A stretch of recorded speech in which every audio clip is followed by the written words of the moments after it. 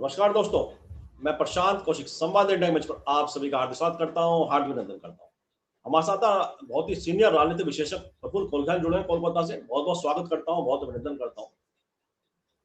आज केरल में नए मुख्यमंत्री के तौर पर वी.डी. सतीशन, जो कांग्रेस के बड़े नेता हैं वहां पर केरल में, उन्होंने शपथ ले लिया मुख्यमंत्री के तौर पर।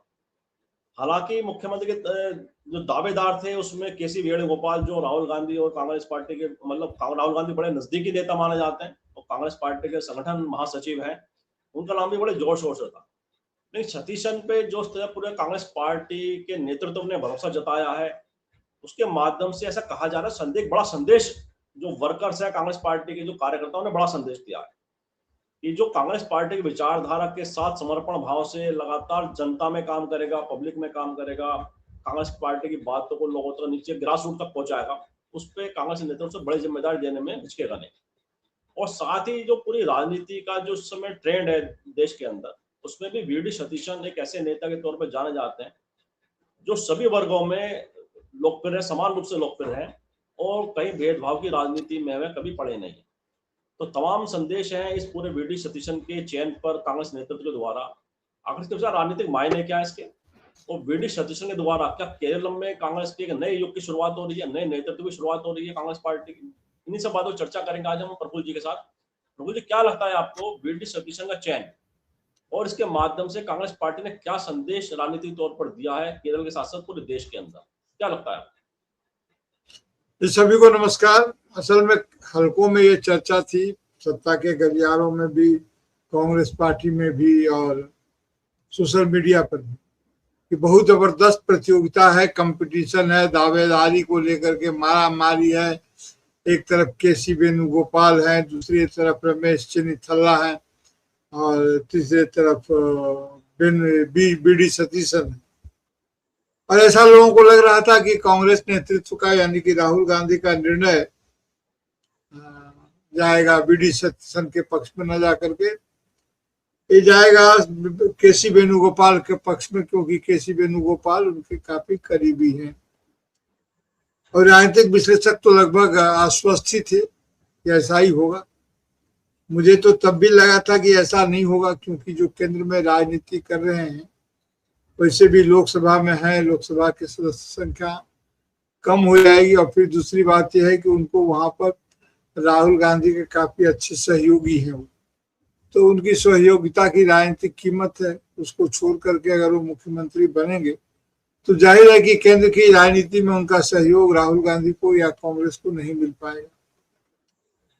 तो इसलिए मुझे लग रहा था कि कांग्रेस के पास तो इतने एसेट्स नहीं है कि वो बहुत इजीली चीजों को लगा सके, खर्चा कर सके। और वी.डी. सतीशन तो निश्चित रूप से एक मजबूत दावेदार रहे हैं। पिछले 5 साल में उन्होंने जो संघर्ष किया है वो बड़ा संघर्ष है। तो वहां पर पिछले 5 साल क्यों 10 साल कह लीजिए कि 10 साल में जो उन्होंने संघर्ष किया है, इस सदी में वो ऐसा कोई भी सत्र नहीं हुआ जिसमें वो शामिल नहीं हुए।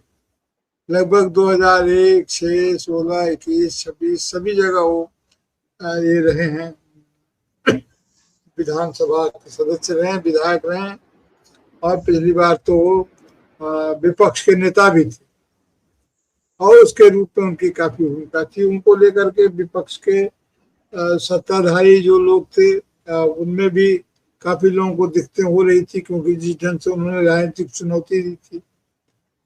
और जाहिर है कि जब आप लड़ाई में होते हैं तो लड़ाई में होते हैं, राजनीतिक लड़ाई ही क्यों नहीं हो। हालांकि वहां पर जो एलडीएफ है उसके साथ और जो कांग्रेस की राजनीति है केंद्र में, उसमें उन दोनों को लेकर के काफी एक वातावरण में लड़ाई के साथ साथ इसको बोलते हैं प्रतिस्पर्धात्मक सहयोग। राजनीतिक रूप से प्रतिस्पर्धा तो होगी लेफ्ट के साथ, लेकिन उसमें एक सहयोग की भावना भी उसकी जरूरत थी और इसका कारण था केंद्र की राजनीति। तो केंद्र की राजनीति में ये बात थी। तो अच्छा हुआ कि राहुल गांधी ने विधायकों के जो मन था, लोगों का जो इच्छा थी, और इन अफवाहों के चलते ही जनता भी, ऐसा कहा जाता है कि आ गई, रास्ते पर आ गई और अब सभी लोग अपने अपने पक्ष की बात बोलते हैं, लेकिन हाँ, ऑप्टिक्स का जमाना है। लेकिन एक अच्छा फैसला हुआ, और सबसे अच्छी बात यह है कि इस मंत्रिमंडल में खुद चेनीथला भी शामिल है। चेनीथला की उम्र हो गई, अब लगभग 70 के आसपास के होंगे ही। तो लेकिन वो मंत्रिमंडल में ऐसा कहा गया कि वो कहीं चले गए हैं, ट्रेस नहीं कर पा रहे हैं लोग, फोन नहीं लग रहा है, आदि आदि जैसी की बातें चलती है राजनीति।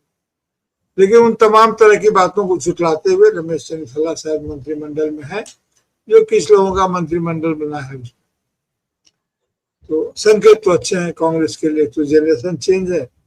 दूसरी बात जो यह भी अच्छा है कि मैं तो अक्सर कहा करता हूं कि Congress with in the Congress बनाने की कोशिश करनी चाहिए, यानी कि एक नेशनल पार्टी के भीतर में एक फेडरल पार्टी का भी स्कोप रखना चाहिए, और दोनों में तालमेल हो, एक अंडरस्टैंडिंग हो, एक ऑटोनॉमी हो, और ऑटोनॉमी के साथ साथ एक तरह की मतलब कनेक्टिविटी होनी चाहिए, जो एक दूसरे की संवेदना को समझे।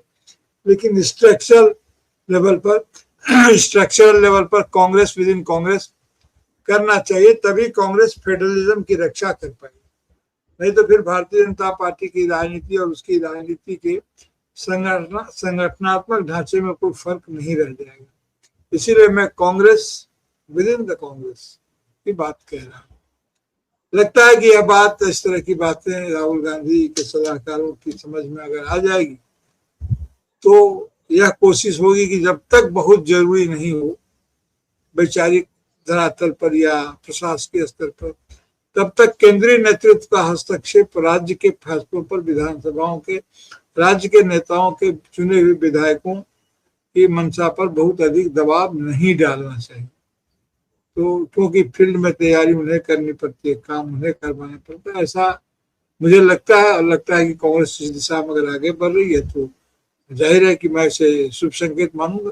जी जी जी। अच्छा, जैसे आपने कहा कि और एक बात और इसमें देखी जा रही है कि जो जिस तरह से कांग्रेस पार्टी जिन राज्यों में सरकार है, हालांकि कम राज्यों में सरकार है, लेकिन जिस तरह से वहां पे नेतृत्व को उन्होंने सौंपा है, वहां के जो जमीन से जुड़े हुए कार्यकर्ता को, मतलब चाहे हम हिमाचल की बात करें, सुक्खू के हाथ में उन्होंने कमान दी, तेलंगाना में रेवंत रेड्डी के हाथ में कमान है, और यहाँ पे वीडी सतीशन। हालांकि कर्नाटक में सिद्धरामैया पुराने नेता हैं, बड़े बुजुर्ग नेता हैं, लेकिन अगर हम बात करें कि नया नेतृत्व तो तैयार करी कांग्रेस प्रदेशों के माध्यम से, क्या लगता है आपको? नहीं, नए जनरेशन के लीडर्स तो आ रहे हैं। और कर्नाटक की जहां तक बात है सिद्धरामैया की, तो उसका कारण ये है कि देखिए, कई बार होता ये है कि सामने वाले के जो होते हैं उनका एक मैचिंग पर्सनालिटी देनी पड़ती है। न सिर्फ सिद्धरामैया पुराने हैं बल्कि सिद्धहस्त है। तो ऐसे समय में कांग्रेस को तब कर्नाटक का में चुनाव जीतने का मौका मिला था जब कांग्रेस के पास जीत का जबरदस्त अकाल था, कांग्रेस को जीत मिल नहीं रही थी। तो किसी भी प्रकार से वो ऑपरेशन लोटस या कोई भी इस तरह की चीजों से बचने के लिए उन्होंने वो कदम जाहिर है उठाया कि अपने सबसे अधिक सिद्धहस्त आदमी को वहां लगाएं। और प्रतिद्वंदिता थी डीके शिव कुमार की, तो डीके शिव कुमार कांग्रेस के एक बड़े संकट मोचक के रूप में। तो अगर संकट मोचक को स्पेयर रखना होता है, अगर संकट मोचक को ही आप लगा देंगे उस काम में, तो फिर संकट के समय में दिक्कत नहीं पड़ जाएंगे। तो सिद्धरामैया की वहाँ जो नियुक्ति हुई थी वो ठीक है कि एज के हिसाब से या जनरेशनल चेंज के हिसाब से थोड़ी भिन्न दिखती है, लेकिन वो ऐसा कठिन समय था जहां पर वो आजमाए हुए को ही आजमा सकते थे, क्योंकि उस समय में स्थिति कांग्रेस के लिए बहुत अच्छी नहीं थी। और सबसे बड़ी बात यह कि डीके शिव कुमार को वो स्पेयर रखना फ्री हैंड रखना चाहते थे। उनकी सेवा की जरूरत अन्य राज्यों में भी होती है, अदा हमने देखा है। तो वो डीके शिव कुमार कांग्रेस के एक ऐसे एसेट हैं जो बड़े कठिन समय में काम आते, तो उसको वहाँ उस एसेट को वहाँ इन्वेस्ट करने से कांग्रेस बचा, कांग्रेस का नेतृत्व बचना चाहा, बचा। और लोगों को लगा कि नहीं डीके शिव कुमार रिवील कर जाएंगे, विद्रोह कर देंगे। तो ये तो लोग हैं, मीडिया है, ऐसा सोचवाते हैं लोग, लेकिन ऐसा कुछ हुआ नहीं। और DK शिव कुमार वहां पर हैं, ये एक अच्छी बात है। जी जी बिल्कुल ठीक बात है कि DK शिव कुमार एक ऐसा नाम है कांग्रेस पार्टी के अंदर जो कठिन हालातों में भी लगातार कांग्रेस पार्टी के लिए अपनी वफादारी के साथ समर्पण भाव से लगे रहे। एक संकट मोचक की भूमिका उन्होंने समय समय पर कांग्रेस पार्टी के लिए निभाई है, इसमें कोई दो राय नहीं है। और इसलिए वो कांग्रेस नेतृत्व के एक पसंदीदा नेता भी है कांग्रेस पार्टी के अंदर, इसमें भी कोई दो राय नहीं है। अच्छा, VD सतीशन पर फिर आते हैं। शपथ आज उन्होंने शपथ ली है और उससे पहले जब उनका मुख्यमंत्री के तौर पर चयन हो गया, इस बीच में चयन के पश्चात और शपथ लेने के बीच में हमने देखा कि ऐसे कई लोगों के पास VD सतीशन पर्सनली गए उन लोगों से मिलने जो कांग्रेस के केरल में बड़े नेता रहे हैं, वरिष्ठ नेता रहे हैं, और साथ ही कुछ उनके पर्सनल जिनसे उनके संबंध, उनके गुरु हैं, टीचर के बारे में जैसे वीडियो सामने आई है। तो इससे क्या संदेश दिया उन्होंने VD सतीशन ने, क्या अपनी जो स्वीकार्यता उनके विभिन्न क्षेत्रों में है उसका उन्होंने एक तरह से उनसे मिलकर जिस आत्मीयता के साथ मिले हैं, वो जिस अपनेपन से मिले हैं, क्या वो एक संदेश देना चाहते थे कुछ? और जिस तरह से आज की उसमें वहां पे जन समूह था, इन दोनों किस तरह से आप देखते हैं? देखिए, वैसे भी उत्तर भारत और दक्षिण भारत की राजनीति के आस्वाद में अंतर है, उनके राजनीतिक बोध और व्यवहार में अंतर होता है, और खास करके केरल में वे शिक्षित भी हैं और सुसभ्य भी हैं, इसीलिए वहाँ के लोगों के पारस्परिक व्यवहार में आप एक प्रकार की भद्रता का निर्वाह हर समय में देखेंगे। तो केरल में के स्वभाव, केरल के लोगों का स्वभाव एक भिन्न तरह का होता है, और सतीशन ने उसका परिचय दिया है, तो ये अच्छी बात है कि सभी लोगों से वो मिले हैं और वो चाहते हैं कि उनकी एक केरल में सार्वभौम स्वीकृति हो, उनके राजनीति, उनके क्रियाकलाप को लोग उदाहरण के रूप में देखें। तो ये तो एक अच्छी बात है और इस बात की तो सराहना ही की जानी चाहिए जहाँ तक उसकी बात है। वैसे भी केंद्र की राजनीति की अनुकूलता में अनुकूलता के लिए LDF के साथ उनका रिश्ता अच्छा होना जरूरी है, स्वाभाविक है। वहाँ टकराव की स्थिति नहीं होकर के बल्कि समझदारी पूर्ण स्थिति बने, तो ये अच्छा है। और VD सतीशन इस काम को कर ले जाएंगे। वहाँ जो शशि थरूर थे, जो पिछले 1-2 साल से छटपटा रहे थे, तो उनकी राजनीति का भी एक आयाम खुला। शशि थरूर बड़े विद्वान हैं, लेकिन राजनीति की मांग कुछ और होती है। शशि थरूर की सेवाओं का कांग्रेस को लाभ मिलेगा, सही जगह पर सही चीजों का उपयोग होना चाहिए। देखिए, जैसे हम गैस की आंच पर, चूल्हे पर हम खाना बना सकते हैं, उसकी रोशनी में पढ़ नहीं सकते। मोमबत्ती की रोशनी में हम पढ़ सकते, या बल्ब की रोशनी में हम पढ़ सकते, खाना नहीं बना सकते। तो हर की उपयोगिता अपनी अलग अलग है। बहुत आग है, बहुत ज्वाला है, तो उससे राजनीति की बात अलग होती है और बाकी बात अलग है। तो कांग्रेस पार्टी उनका इस्तेमाल करेगी। हालांकि शशि थरूर का इस्तेमाल करने की बात तो भारतीय जनता पार्टी ने भी अपनी तरह से सोची ही थी, वो कर ही रहे थे, क्या पता कर भी ले जाते। लेकिन शशि थरूर में इतनी समझ है कि वो बात को किस हद तक जाना चाहिए और स्वतंत्रता के मतलब क्या होते हैं और ऑटोनॉमी क्या होती है, व्यक्ति की गरिमा क्या होती है, इन सबों को देखते हुए उन्होंने निर्णय लिया है। और इस बार मुख्यमंत्री के चुनाव में भी लोग उनकी तरफ भी उम्मीद से देख रहे थे कि वो भी हो सकते हैं, लेकिन व्यवहारिक राजनीति की मांग के अनुसार वो शायद उन्होंने भी दिलचस्पी न ली हो, क्या कि इतने सारे लोगों को मैनेज भी करना पड़ेगा। तो केरल की राजनीति में एक नई शुरुआत तो है, क्योंकि नई शुरुआत तो पिछली बार हो गई थी। अच्छा, इसका शायद ये बिरला उदाहरण है कि जो नेता प्रतिपक्ष हैं वो मुख्यमंत्री बन गए और जो मुख्यमंत्री थे वो नेता प्रतिपक्ष बन गए। ये जो क्लियर कट और डायरेक्ट जो अंतरण है, स्वीपिंग है, ये जबरदस्त है स्वीप करना। ये कहीं होता नहीं, होता है कि हाँ ठीक है, नेता प्रतिपक्ष तो मुख्यमंत्री बन जाते हैं, लेकिन मुख्यमंत्री नेता प्रतिपक्ष बन जाए ये, और वो भी अपने उसी इसमें, वो बड़ा बिरला होता है। तो ये संयोग बहुत ही अच्छा है। इससे शासन को चलाने में सुविधा भी हो सकती है, अवरोध भी हो सकता है। लेकिन केरल की राजनीति को देखते हुए मुझे लगता है, और LDF UDF के प्रशासनिक रिश्तों को देखते हुए, राजनीतिक रिश्तों में हो सकता है कुछ बातों, लेकिन प्रशासनिक रिश्तों को देखते हुए मुझे लगता है इसे प्रशासन को चलाने में अधिक सहयोग मिलेगा और सकारात्मक स्थिति रहेगी, ऐसी उम्मीद की जानी चाहिए। जी जी जी। अच्छा, जैसा आपने कहा कि केरल की जो राजनीति है वो अलग तरह की राजनीति है दूसरे प्रदेशों की तुलना में। जो वहाँ का राजनीतिक परिपक्वता है, कहेंगे से राजनीतिक जो मैच्योरिटी का भाव है वहाँ पे, राजनीतिक परिपक्वता का जो भाव है, क्या है उन्हें अलग बनाता है? तो राजनीति में जो एक शुचिता होनी चाहिए, जो आपस में विभिन्न विचारधाराओं में असहमति के बावजूद जो एक लिहाज होना चाहिए, एक सम्मान देने का भाव होना चाहिए, क्या वह उन्हें अलग बनाता है केरल के अंदर? क्या लगता है? देखिए, राजनीति जीवन के समग्र को नियंत्रित करे, राजनीति जीवन के समग्र के लिए एक आधारभूत जमीन तो तैयार करे, ये बात तो समझ में आती है, लेकिन राजनीति जीवन के सभी प्रावधानों, सभी प्रसंगों पर राजनीतिक रूप से हावी हो जाए, ये तो अच्छा नहीं होता है। पश्चिम बंगाल में भी जो संकट हुआ था, वो संकट का एक स्तर केरल में नहीं हुआ, और वो बोलते हैं पार्टी सोसाइटी। यहाँ जो रजनीकांत रे थे उन्होंने इसकी काफी चर्चा भी किया पश्चिम बंगाल के संदर्भ में, यानी कि पार्टी ही सब कुछ करने लगे, राजनीति से ही सारी चीजें तय होने लगी। तो ये पार्टी सोसाइटी बनने से केरल बचा है, आज जो हुआ भी होगा वो बच जाएगा, ऐसा होना जरूरी था। तो ऐसे में आपका सवाल काफी महत्वपूर्ण है कि राजनीतिक रूप से केरल, और देखिए राजनीतिक रूप से केरल काफी एक्टिव है, और मैं तो ये कहता हूँ कि सकारात्मक राजनीति का आदर्श उदाहरण है केरल में।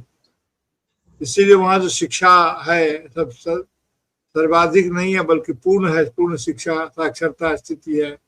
वहाँ के लोगों की आमदनी अलग है, वहाँ के लोग विदेश का से संपर्क अधिक है। तो केरल एक बेहतर राज्य के रूप में संख्या कम होने के बावजूद उसका उदाहरण हमारे पास है।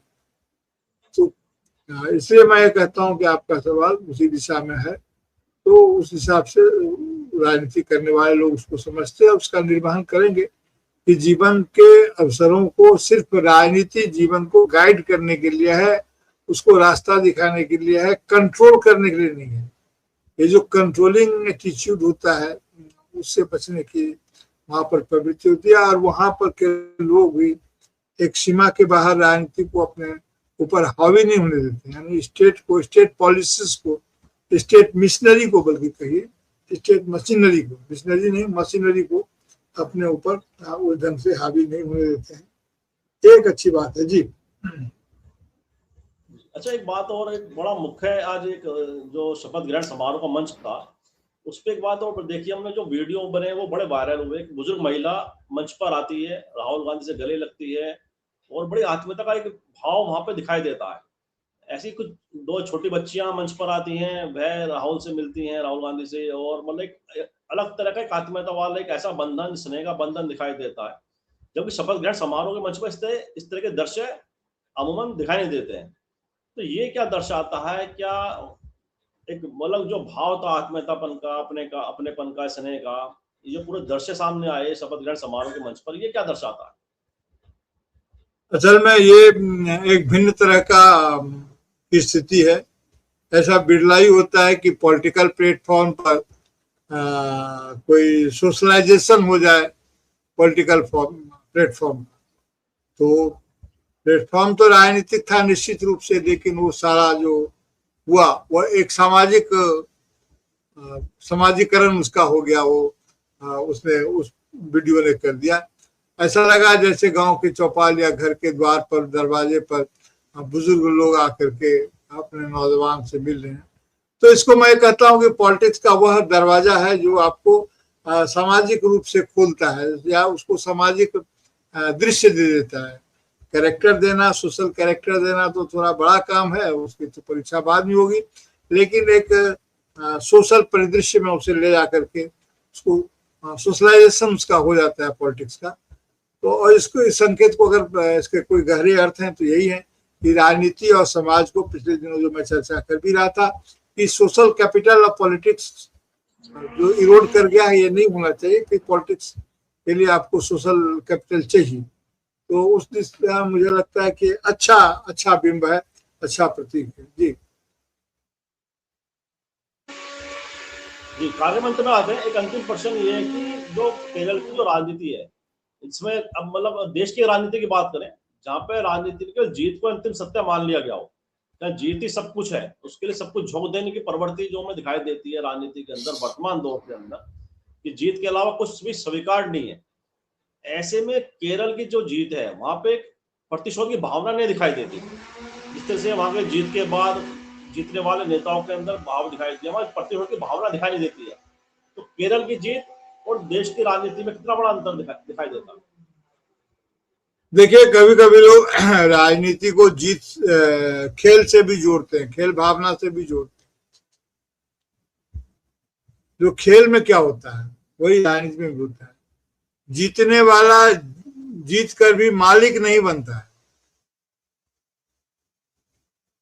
और हारने वाला हार कर भी गुलाम नहीं बनता है।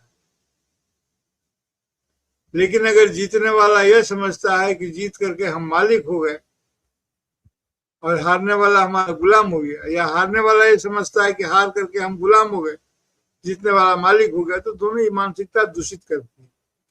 ये आक्रमणकारियों की मानसिकता होती है। जो लोग आक्रांता होते हैं वो कहते हैं कि जीत सबसे बड़ी भाषा है।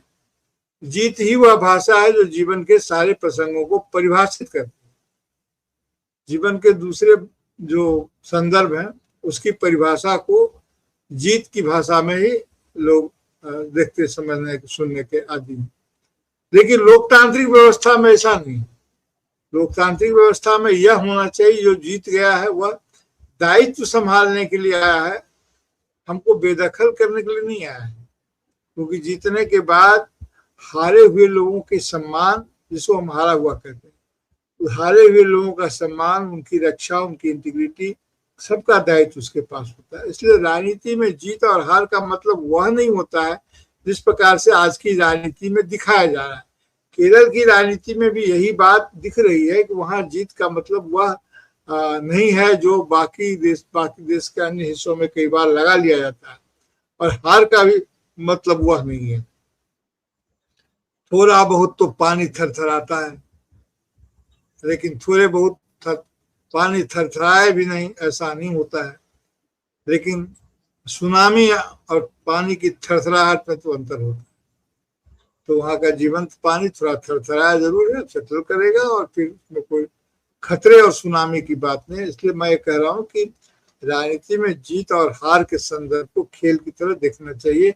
कि जीतने वाला मालिक नहीं हो जाता है और हारने वाला गुलाम नहीं हो जाता है। लेकिन कुछ लोग जो राजनीति को युद्ध के स्तर पर लड़ते हैं, इसको दुश्मनी तक ले जाते हैं, वे लोग शायद ऐसा ही सोचते हैं कई बार, और वे भूल जाते हैं कि जिस तख्त पर आज हम हैं, जिस दायित्व पर आज हम हैं, हमारे पहले भी लोग आए थे और इसी तरह आए थे, और हमारे बाद भी लोग आएंगे और इसी तरह से आएंगे। तो हमें तब तक जितनी सेवा और जितना भला जनता का कर सके करना चाहिए। इसलिए राजनीति के संदर्भ में भी जीत और हार की व्याख्या और जीत और हार का विश्लेषण और उसका अर्थ निष्पादन अलग ढंग से किया जाना चाहिए, और लोगों को इसका एहसास होना चाहिए कि जीत, राजनीति में जीत का मतलब क्या है। आक्रांताओं की जीत और राजनीतिक चुनावी जीत के मूल्यगत बुनियादी अर्थ और चरित्र में क्या फर्क है, यह नहीं भूलना चाहिए। क्योंकि यहाँ जो जीत क्या है, चाहे केरल की भी बात करें तो यूडीएफ एलडीएफ पर आक्रमणकारी नहीं था। हमारी पत्रकारों की भाषा हो गई है कि हमला कर दिया। तो जाहिर है कि होता है, हल्की भाषा तो ठीक है, हमला कर दिया, आक्रमण कर दिया, लेकिन ये होता नहीं है। सभी अपना अपना पक्ष रखते हैं। तो केरल ने ये संकेत दिया है कि जीत का अर्थ, राजनीतिक जीत का अर्थ होता है दायित्व लेना, दायित्व का स्वामित्व लेना नहीं। जीत का अर्थ राजनीति होता है दायित्व लेना, रिस्पॉन्सिबिलिटी लेना, ऑनरशिप लेना नहीं। क्योंकि ऑनरशिप लेता है आक्रमणकारी। आशा है आपके श्रोता इस बात को समझ गए होंगे। हमारे लोग कब इस बात को समझेंगे ये अलग बात है, लेकिन जिस प्रकार से राजनीति को दुश्मनी के स्तर पर ले जाने की चेष्टा रही है भारतीय जनता पार्टी की राजनीतिक पद्धति में, उससे तो ऐसा ही हो गया लगता है कि जीत का मतलब होता है दायित्व लेना नहीं, स्वामित्व में जो कि गलत है। जी जी बिल्कुल ठीक बात, बड़ी महत्वपूर्ण बात आपने कही। की जीत का मतलब ये नहीं कि आप उस पर आपका ओनरशिप हो गई, आपका उस पर स्वामित्व हो गया। एक दायित्व है, रेस्पॉन्सिबिलिटी है, और ये सबसे बड़ी चीज है। जो इसे समझेगा वह निश्चित रूप से आगे बढ़ेगा और लोगों में उसकी स्वीकार्यता बढ़ेगी। क्योंकि असली बात होता है कि आप क्या सोच रहे हैं, आपकी दृष्टि में आम जनता क्या है, आम नागरिक क्या है, और किस तरह की आप राजनीतिक शैली अपनाते हैं कार्य करने की, लोगों के जो वादे किए हैं वह कैसे पूर्ण करते हैं। अगर आपके अंदर भाव जनता की सेवा का है, स्वामित्व का भाव ही नहीं है, दायित्व का बोध आपके अंदर है, दायित्व का आपके अंदर एहसास है, तो निश्चित रूप से जनता की उम्मीदों में खड़े उतरते हैं। तो तमाम बातें हैं, तमाम सवाल हैं, और लगातार हम चर्चा भी आने वाले समय में करते रहेंगे। इन्हीं शब्दों के साथ चर्चा को विराम भी देते हैं, और आपने जिसने पूरे विषय को बताया है कि आखिरकार ये चुनाव जो हुआ है वी.डी. सतीशन का कांग्रेस के पार्टी के नेतृत्व के द्वारा क्यों महत्वपूर्ण है, उसके राजनीतिक मायने क्या है, उसका राजनीतिक संदेश क्या है, निश्चित रूप से बड़े महत्वपूर्ण है। और उम्मीद करते हैं कि वी.डी. सतीशन अपने कार्यकाल में सफल हों, जनता की उम्मीदों पर खरे उतरेंगे। जो भी मुख्यमंत्री हो, जो भी चाहे राष्ट्र प्रमुख हो, चाहे प्रदेशों के प्रमुख हो, सभी जनता की उम्मीदों पर खरे उतरे। इन्हीं उम्मीदों से मंगल कामों से आज चर्चा को विराम भी देते हैं, और मैं आपका भी बहुत आभार व्यक्त करता हूँ कि आपने मार्गदर्शन समय निकाला। बहुत बहुत धन्यवाद आपका। और मैं आप सबसे आग्रह करता हूँ, वीडियो लाइक करें, शेयर करें, कमेंट करें, साथ ही संवाद इंडिया यूट्यूब चैनल को सब्सक्राइब करें, बेल आइकन अवश्य दबाएं, इससे चैनल के अपडेट आपको उस समय से मिलते रहे। साथ ही एक आग्रह हो रहा है, कमेंट बॉक्स में मेरी प्रतिक्रिया को अवश्य लिखें, क्योंकि आपकी प्रतिक्रिया से पता चलता है हमारी चर्चा कैसी लग रही है। आप सुझाव देना चाहते हैं, सुझाव भी दीजिए, क्या सुझाव हमारा मार्गदर्शन करते हैं, हमारी हौसला अफजाई करते हैं। उन्हें आग्रह, हमारे चैनल संवाद इंडिया को जरूर सब्सक्राइब करें, और साथ ही बेल आइकन दबाएं, जिससे हमारी जो अपडेट है चैनल की आपको मिलती रहेंगी समय से। और साथ ही हमारे चैनल का लिंक सभी अपनों को जरूर शेयर करें, क्योंकि आपके सहयोग से हम आगे बढ़ने में सहायता मिलती है, मदद मिलती है। आप सभी का पुनः बहुत बहुत आभार, बहुत बहुत धन्यवाद।